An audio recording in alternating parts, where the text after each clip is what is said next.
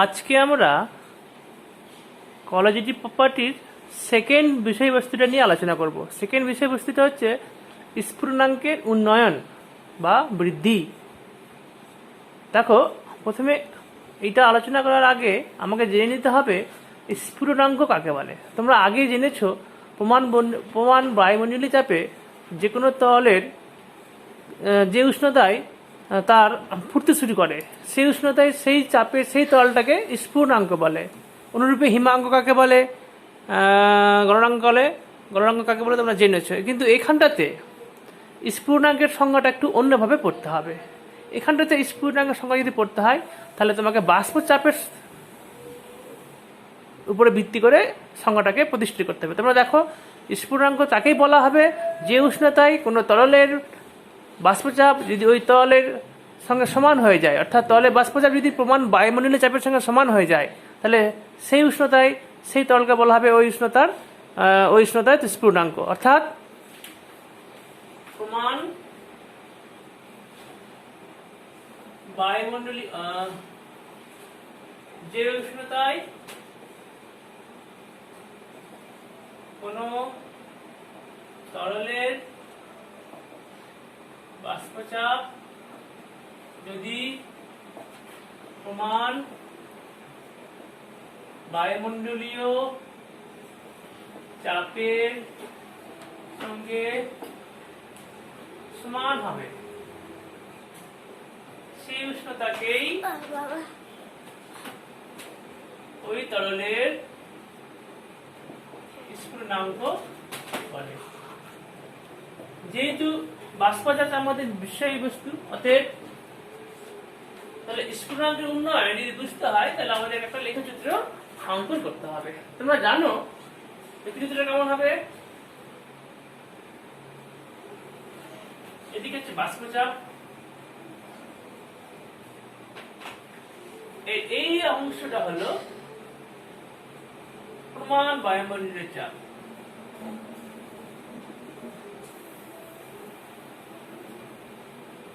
এদিকটা হলো উষ্ণতা। এই দিকটা তো দেখা যাচ্ছে না গো বাবা, এই দিকটা।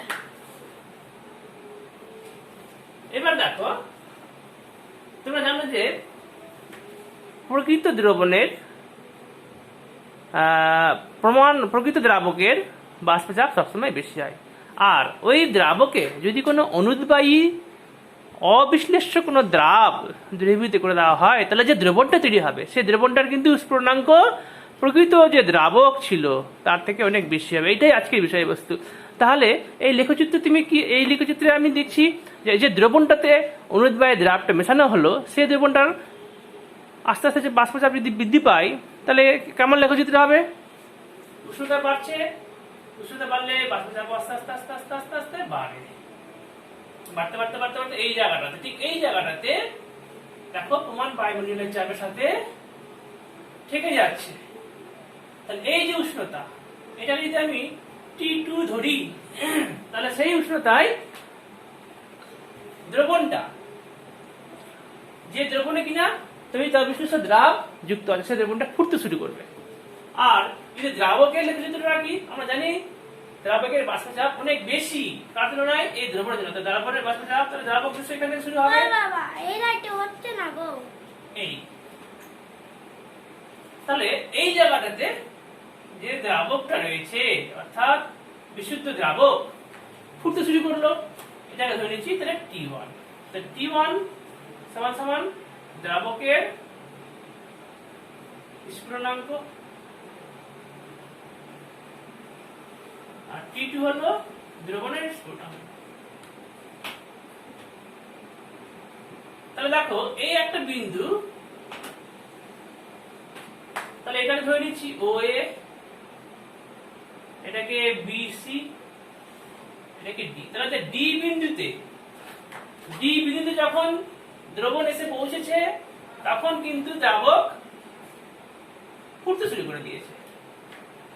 তাহলে এই যে গ্যাপটা, এই গ্যাপটাই হচ্ছে উষ্ণতা বৃদ্ধি। এটাকে বল কি? ডেল্টা DB, অর্থাৎ T2 মাইনাস T1 সমান ডেল্টা TB। এই পরিমাণ উষ্ণতা বৃদ্ধি পেয়ে গেল কার ক্ষেত্রে? এই দ্রবণের ক্ষেত্রে। এখন কানে বৃদ্ধি পেলো এই যে দ্রবণের মধ্যে একটা তড়িৎ অবিশ্লিষ্ট দ্রাব যুক্ত করা হলো। তার দরুন এই দ্রাবকটা যখন দ্রবণে পরিণত হলো তখন সে এই সি পয়েন্টে এসে ফুটতে শুরু করলো, না নচেত কিন্তু দ্রবণটা এখানে ফুটতে শুরু করতো। এই যে তত্ত্বটা তোমাকে আমরা দিলাম, এর উপরে রাউলস কিন্তু একটা সূত্র দিয়েছেন। রাউলসের প্রথম সূত্র স্ফুটনাঙ্ক উন্নয়ন সংক্রান্ত রাউলসের সূত্র।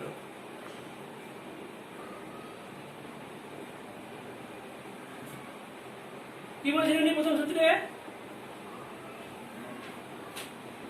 বলছে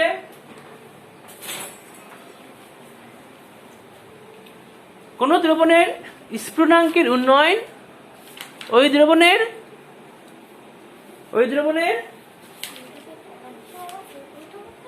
গাঢ়ত্বের সঙ্গে সমানুপাতিক। তাহলে কি প্রথমে কি কোন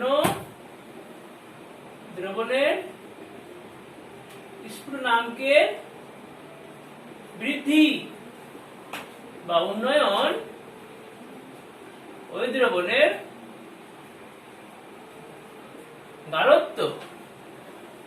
গাঢ়ত্বের এটা এককটা কি হবে? মোলালিটি এর সঙ্গে সমানুপাতিক হবে। ঠিক আছে, এখন যদি এই মোলালিটিকে আমরা এম ধরি, মোলালিটিকে যদি এম ধরি, তাহলে প্রথম সূত্র অনুসারে delta TB varies to M. তাহলে delta TB is equal to KB into M. এখানে কেবি হলো কি? স্ফুটনাঙ্কের মোলাল ধ্রুবক বা ইবিউলোস্কোপিক কনস্ট্যান্ট। ইবিউলোস্কোপিক কনস্ট্যান্টটাই বেশি মাথায় রাখতে হবে। এবার এমটা কি? এম হলো দ্রবণের মোলা, একটু লেখা পড়ছে না বাবা? হ্যাঁ, মোলালিটি ঠিক বলেছিস। তাহলে এমটা কি? দেখো আমরা প্রথম দিন যখন পড়েছিলাম মোলালিটি কাকে বলে, তখন আমরা বলেছিলাম কি বলেছিলাম মনে করি, W গ্রাম দ্রাবকে W2 গ্রাম দ্রবীভূত থাকলে আছে। এখন দ্রাবের গ্রাম অণু যদি M2 হয়, তাহলে ওই দ্রবণের গ্রাম অণু কত হবে? M2 by W2 by M2। তাহলে W1 গ্রাম দ্রাবকে দ্রবীভূত দ্রাবের গ্রাম অণু W2 বাই M2। তাহলে 1000 গ্রাম কত হবে? W2 into 1000 by W1 by M2। এটাই M। W2 into 1000 by W1 into M2, এটাই M। তাহলে এখানে আমরা লিখতে পারি ডেল্টা টিবি সমান KB into W2 into 1000 by W1 into M2। এখন এই ডেল্টা কেবি একক কেমন হবে? একক হবে delta TB into W1 by W2 into M2 by 1000। দেখো এটা গ্রাম কেটে যাবে, একক কি কেলভিন, এটা কেটে গেল, এটা মোল, এটা যা গ্রামে আছে তাহলে কেজি ইনভার্স লিখতে পারো। তাহলে এটা হচ্ছে কি ডেল্টা কেবি বা ইবিউলোস্কোপিক কনস্ট্যান্টের একক। এইটা হলো রাউলসের সূত্রের প্রথম সূত্রের গাণিতিক রূপ। এখন আমরা রাউলসের যে দ্বিতীয় সূত্রটা দিয়েছিল, রাউলস কি বলেছিল, মজার ব্যাপার হচ্ছে এখানে এইটা যে যদি একই দ্রবণে ভিন্ন ভিন্ন দ্রাব যোগ করা হয় এবং দ্রাবের পরিমাণ যদি সমান হয় অর্থাৎ 1 মোল হয়, তাহলে উভয় দ্রবণের ক্ষেত্রে স্ফুটনাঙ্কের উন্নয়ন কিন্তু সেম হবে। অর্থাৎ আমি বলতে চাইছি, যদি 1 লিটার জলের মধ্যে 1 মোল ইউরিয়া দেওয়া হয়, তাতে যে পরিমাণ উষ্ণতার বৃদ্ধি হবে, যদি ইউরিয়ার পরিবর্তে 1 মোল চিনি দেওয়া হয়, তাহলে ওই একই পরিমাণ উষ্ণতার বৃদ্ধি হয়। তাহলে দ্বিতীয় সূত্রে কি বলতে পারি? দ্বিতীয় সূত্রে কি হতে পারে? ভিন্ন ভিন্ন দ্রবণে যদি একই পরিমাণ বাবা এগুলো লেখা তো বুঝতেই পারি না আমি। একই পরিমাণ দ্রাব দ্রবীভূত করা হয়, তাহলে প্রত্যেক দ্রবণের ক্ষেত্রে স্ফুটনাঙ্কের উন্নয়ন একই হবে। এটা হচ্ছে রাউলফের দ্বিতীয় সূত্র। শেষ। এবং এবার আমরা আরেকটা সূত্র প্রতিস্থাপন করব, যেটা তোমাদের অঙ্ক করার সময় কাজে লাগবে। এখানটায় দেখো, আমরা জানি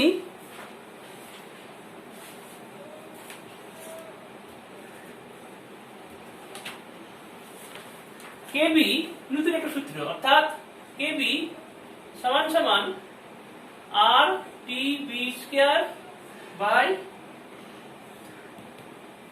delta H vapour into 1000 by m1। বাবা কেবি সমান সমান, অর্থাৎ ইউলিস কেবি কনস্ট্যান্ট সমান সমান m1 into R TB square by 1000 into 1000 into delta H VP। দেখো এখানটায় M1 হচ্ছে কি দ্রাবকের আণবিক ভর, TB হচ্ছে কি দ্রাবকের উষ্ণতার স্ফুটনাঙ্ক, আর ডেল্টা HP টা কি? আচ্ছা, তাহলে বাষ্পীকরণের ক্ষেত্রে